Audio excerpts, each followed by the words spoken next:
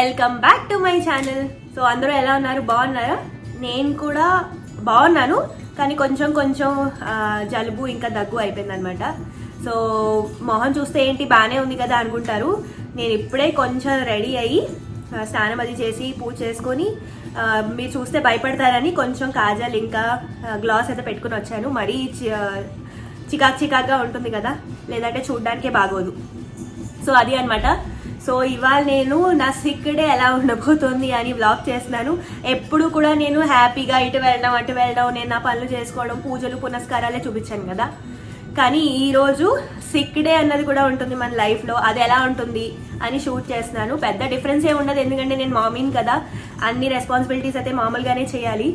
కానీ సిక్ డేకి ఏంటి అంటే నా హస్బెండ్ నుంచి నాకు కొంచెం ప్యాంపరింగ్ దొరుకుతుంది. చిన్న పనులు తను చేసి పెడతారు. సో అదొక్కటే అడ్వాంటేజ్. అండ్ దట్ టు ఇంకో అదృష్టం ఏంటి అంటే నాకు వీకెండ్లో ఒంట్లో బాగాలేదనమాట. ఫస్ట్ లాస్ట్ ఇయర్కి వచ్చింది, అది నాకు అంటించింది.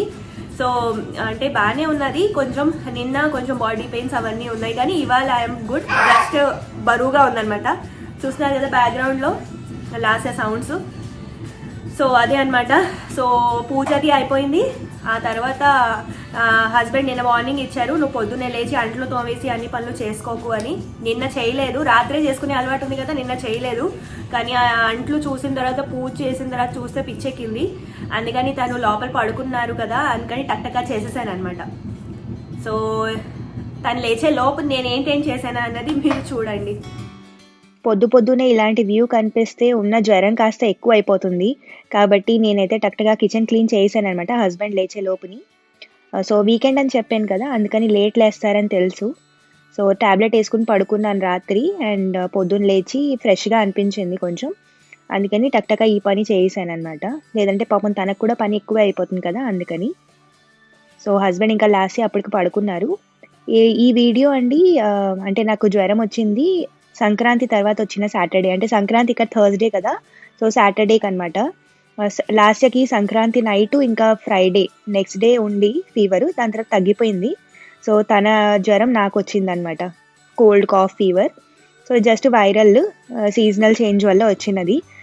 ఇప్పుడైతే నేను పర్ఫెక్ట్లీ ఫైన్. సో ఇలా అంట్లు అవన్నీ తోమేసి రెడీగా ఉంచాను అనమాట. తను లేచిన తర్వాత నాకు అన్నారు, ఎందుకు ఇవన్నీ చేసా, నేను చేస్తాను కదా, నోరు మూసుకుని కూర్చోవచ్చు కదా అని. కానీ తిట్లు తిన్నాను, కానీ క్లీన్ చేసిన తర్వాత సాటిస్ఫాక్షన్ చాలా బాగా అనిపించింది అనమాట.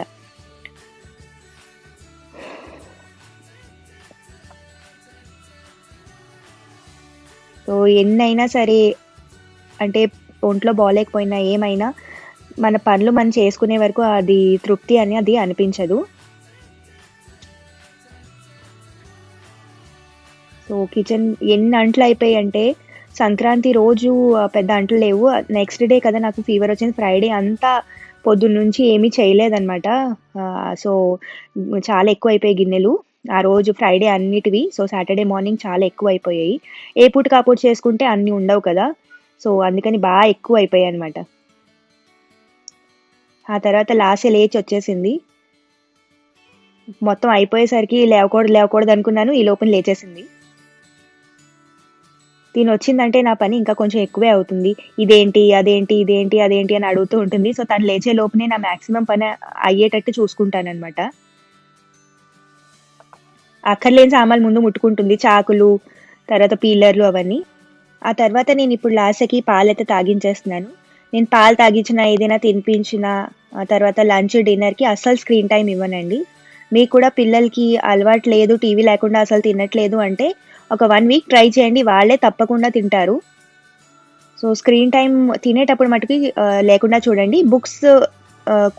బుక్స్ పెట్టి దాంతో పాటు తినిపించడం అలవాటు చేయండి, చాలా మంచి అలవాటు. ఈ రకంగా బుక్స్ మీద కూడా ఇంట్రెస్ట్ వస్తుంది. లాసే ఇప్పుడు డాడీ నీకు నెయిల్స్ కట్ చేస్తారు. యా ప్లీజ్, కట్ చేయించుకుంటావా నెయిల్స్? స్టీమ్ చేసుకుంటావా? మరి ఏం చేస్తావు? అప్ప పోసుకుంటావా? సో చూసేసారు కదా, అది అండి. అంట్లు అవి తోవేసాను, లాస్ట్కి స్నానం అది చేయించేసాను. ఇప్పుడు తర్వాత వంట అయితే నేను చేయట్లేదు. తను హస్బెండ్ అన్నారనమాట టేస్టీగా పావ్ భాజీ చేసి పెడతాను అని. సో పావ్ భాజీ తను ప్రిపరేషన్ చేస్తున్నారు. ఈ లోపు నేను లాండ్రీలో బట్టలు వేసి వచ్చాను. పనులు ఆగవు కదా, వీకెండ్లో అందులో లాండ్రీ అది ఎక్కువ ఉంటుంది. సో ఇంకా తర్వాత ఎండ కూడా బాగా వచ్చింది. సో నేను ఇప్పుడు స్టీమ్ చేసుకుంటాను.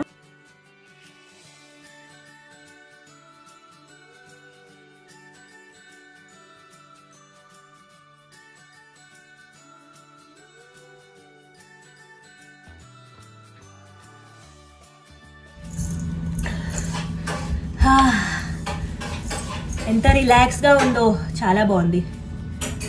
ఏంటి అంటే ఏదైనా వచ్చింది అంటే నాకు ఎలా తెలుస్తుంది అంటే నాకు ముందు గొంతు గరగరలాడుతుంది అనమాట. అది రెడ్ ఫ్లాగ్ అనమాట. అప్పుడే నేను నా ప్రికాషన్స్ అన్ని తీసుకొని 2-3 రోజుల్లో మొత్తం అంతా టపా అయిపోయేటట్టు చూస్తాను.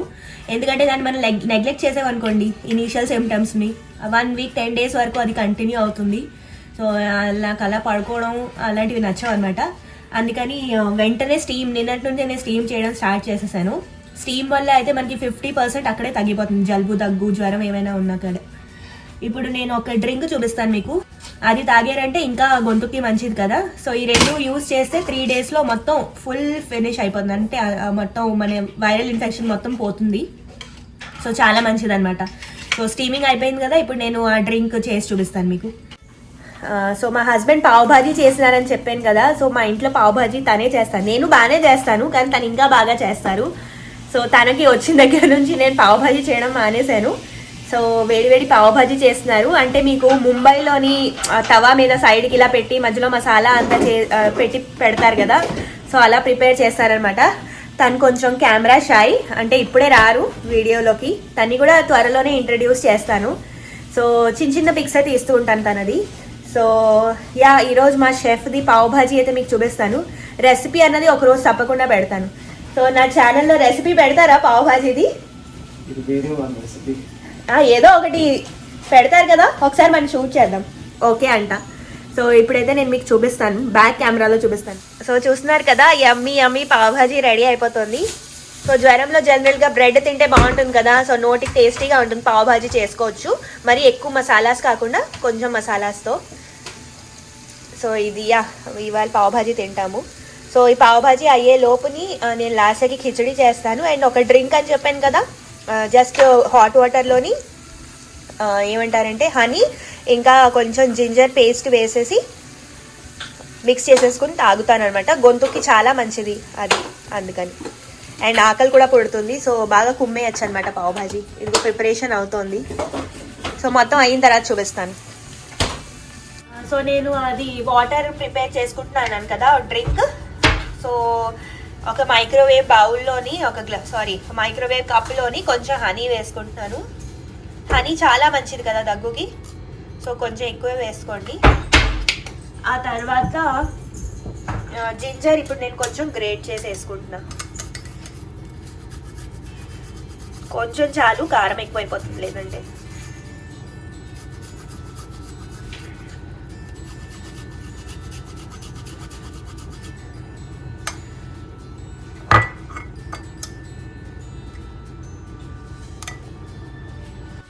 దీన్ని ఒకసారి మిక్స్ చేసేసుకుంటున్నాను. ఇప్పుడు మైక్రోవేవ్ చేసుకుంటాను ఒక 1 మినిట్ కోసం. 1 మినిట్ కోసం మైక్రోవేవ్లో పెట్టేస్తున్నాను అనమాట. దాని తర్వాత మీరు కావాలంటే వడకట్టుకోవచ్చు. నేనైతే అలాగే తాగేసాను. చూస్తున్నారు కదా, పైన చిన్న జింజర్ పీసెస్ అయితే ఉంటాయి. అలా తాగినా మంచిదే, నో ప్రాబ్లం. ఆ తర్వాత ఇప్పుడు పావ్ భాజీకి రెడీ చేస్తున్నారనమాట. భాజీ అయితే రెడీ అయిపోయింది. సో అది రెడీ అయ్యే లోపు నేను ఎండలో కూర్చుని నా హనీ జింజర్ టీ అనొచ్చు, అది ఎంజాయ్ చేస్తున్నాను అనమాట. గొంతుకి చాలా మంచిదండి.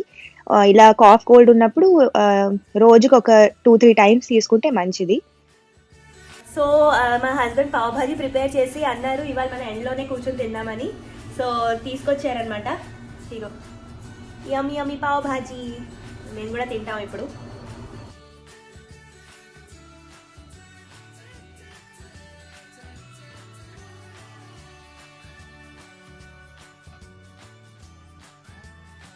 సో చూస్తున్నారు కదా, యుఎస్లో కూడా ఎండకి ఫుల్ యూటిలైజేషన్ చేస్తున్నాను అనమాట. సో ఎండ వచ్చినప్పుడల్లా నేను బ్లాంకెట్స్ ఇలా కొంచెం ఎండలో వేసేస్తాను బాల్కనీలో. సో మీరు కూడా ట్రై చేసి చూడండి. సో ఇండియా పద్ధతులు మనం ఇక్కడ కూడా పాటించవచ్చు. ఆ తర్వాత లాస్ట్ని అయితే పడుకోపెట్టేసాను అనమాట ఆఫ్టర్నూన్ న్యాప్కి. పడుకోబెట్టిన తర్వాత ఈ లోపల లాండ్రీ అన్నమాట డ్రై కూడా అయిపోయింది. సో అన్ని లాండ్రీ మడత పెట్టి పెట్టేసుకుంటున్నాను. ఖాళీగా అసలు కూర్చోబుద్దే కాదు, ఏదో ఒకటి చేస్తూనే ఉంటాను. లాండ్రీ అయిపోయిన తర్వాత ఇంకా అయిపోయిందనమాట, ఆ రోజుకైతే పని ఫినిష్. సో ఇది గబగబా చేసేస్తున్నాను. లాస్ట్ ఇయర్ ఇంకా 1.5 ఇయర్ది కదా, ఇంత చిన్న చిన్న ప్యాంట్లు షర్ట్లు ఉంటాయి అంటే అవి మడత పెట్టడానికే సగం టైం అయిపోతుంది.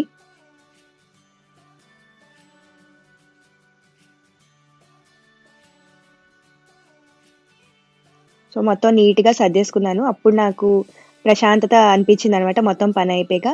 అప్పుడు మళ్ళీ ఇంకొకసారి కొంచెం హాట్ వాటర్ అయితే తాగుతున్నాను మూవీ చూస్తూ. ఆ తర్వాత ఈవినింగ్ అయిపోయిందనమాట. సో చల్లగా అయిపోతుందని బ్లాంకెట్ లోపల పెట్టేసాను. బాగా ఎండిపోయింది, సూపర్గా శానిటైజ్ అయిపోయింది. సో బాగా మడతపెట్టి లోపల పెట్టేసుకుంటున్నాను. ఈ లోపల లాస్ట్ కూడా లేచింది. ఇంకా డిన్నర్కి ఏం చేయాలి అనుకునేసరికి మా ఫ్రెండ్స్ వాళ్ళు ఈ బిర్యానీ చేసి పంపించారు. చాలా యమ్మీగా ఉంది. నేనైతే కొంచెమే తిన్నాను. సో హస్బెండ్కి అంటే అతని కోసం ఏం చేయాలి అనుకున్నాను, ఏం చేయాల్సిన అవసరం పడలేదు. తను బిర్యానీ తినేశారు. అండ్ నేనైతే నా కోసం నేను సూప్ చేసుకున్నాను, టొమాటో సూప్. చాలా బాగుంటుంది. సో కొంచెం బటర్ కానీ నెయ్యి కానీ తీసుకొని కొంచెం గార్లిక్, ఇంకా ఇది బిర్యానీ ఆకు అంటారు కదా, అది కొంచెం వేసుకొని ఫ్రై అయ్యాక నేను టొమాటోస్ ఏమో మైక్రోవేవ్లో ఉడికించేసుకుని ప్యూరీ చేసేసుకున్నాను, అది వేసేసుకున్నాను.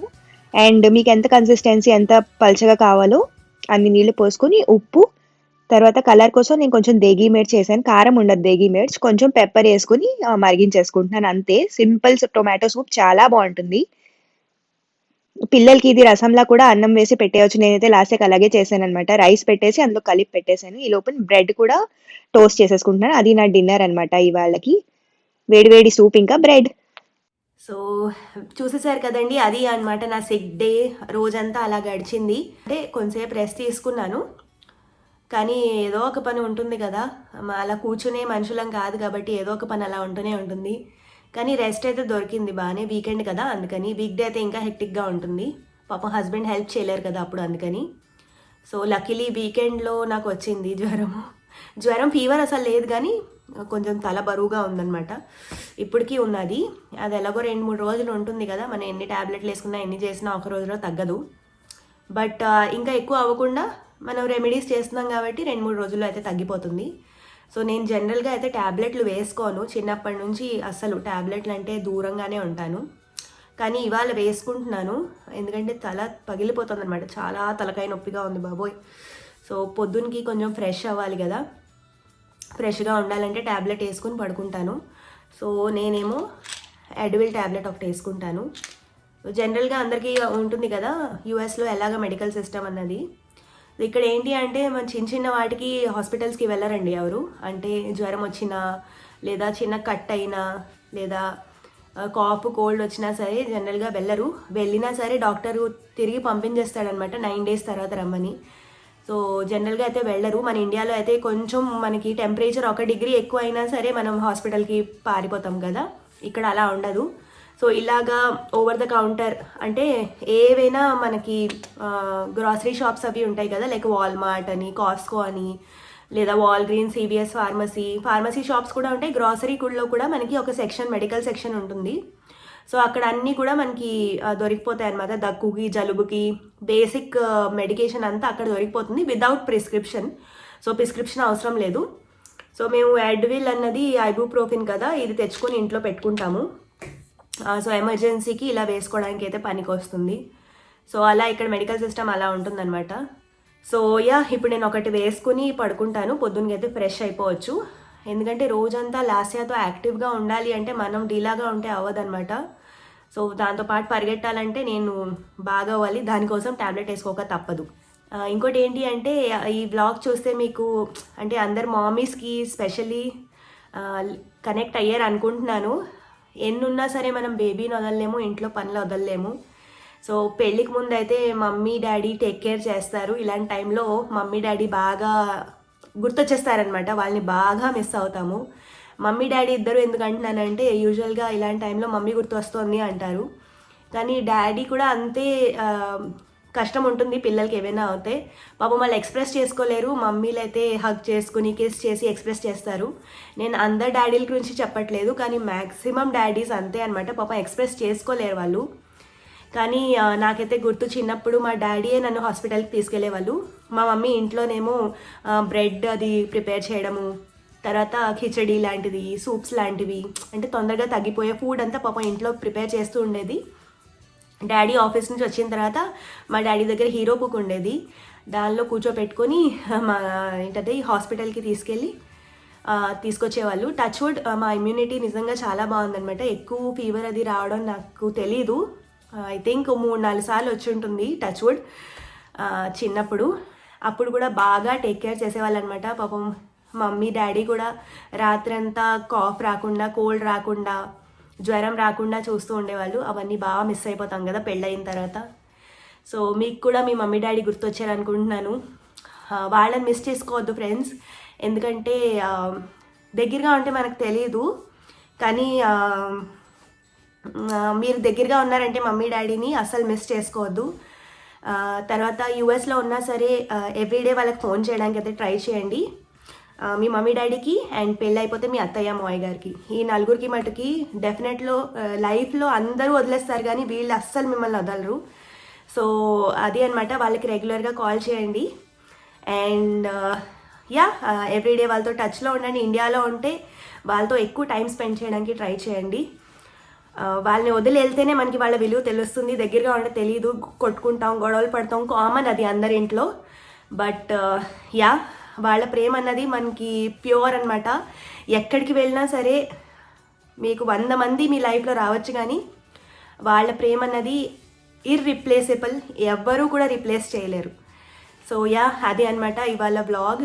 ఇప్పుడైతే తల చాలా బరువుగా ఉంది, కొంచెం ఇమోషనల్ కూడా అయిపోయాను. ఇప్పుడు నేను ట్యాబ్లెట్ వేసుకుని స్టీమ్ చేసుకుని పడుకుంటాను. అది అండి ఇవాళ వ్లాగ్. చాలామంది కనెక్ట్ అయ్యారు అనుకుంటున్నాను ఈ వ్లాగ్తో. అయ్యారు. ఇంకా ఈ వ్లాగ్ నచ్చింది అంటే కనుక ఒక చిన్న లైక్ చేయండి.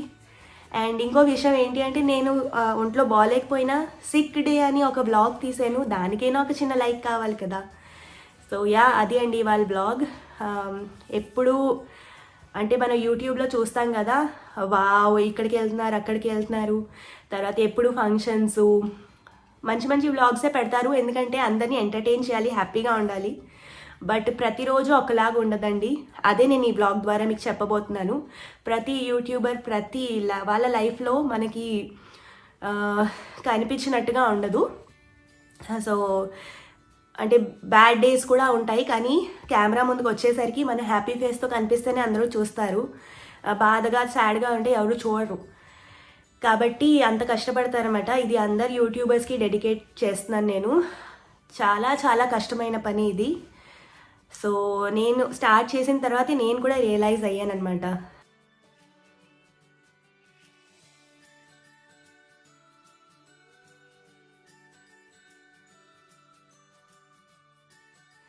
సో అది అండి ఇవాళ వీడియో. మీకు కనుక ఈ వీడియో నచ్చితే please like and subscribe my channel. Thank you so much for watching. See you in my next video. Bye.